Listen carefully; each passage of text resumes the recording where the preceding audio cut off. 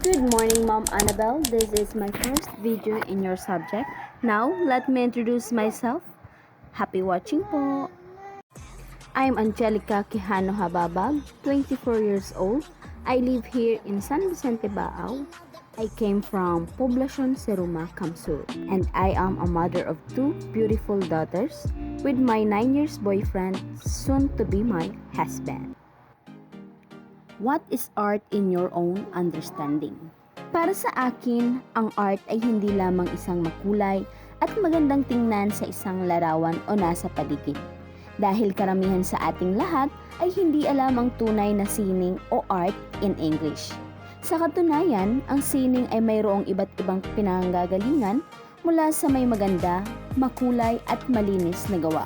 Ay meron ding hindi maganda, hindi makulay at hindi rin malinis. Sa pamamagitan ng tao ay meron silang katang-isip upang makabuo ng isang sining.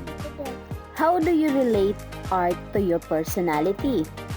Ang sining o art ay maihahalin tulad ko sa aking sarili dahil katulad ng sining ay mayroon ding akong maganda, makulay at malinis sa buhay ko.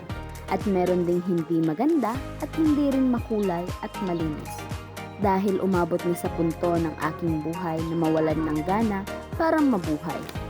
Dahil sa mga taong pinipilit na mawalan akong karapatan para sa aking sarili, pero ginawa ko ang lahat para magkaroon ito ulit ng kulay at maging maganda.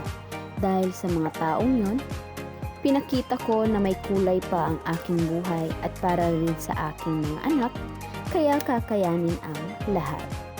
How do pre-service teachers benefit from studying the subject teaching arts in elementary grades?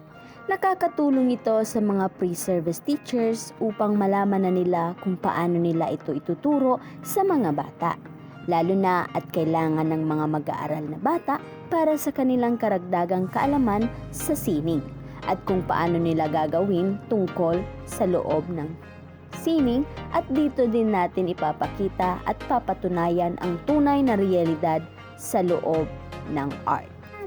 What do you expect to learn from the subject? Alam ko sa sarili ko na marami pa ako walang alam sa sining, pero kakayanin kong alamin ang buhay ng sining at sana marami pa akong matutunan sa subject na ito. What do you expect from your instructor?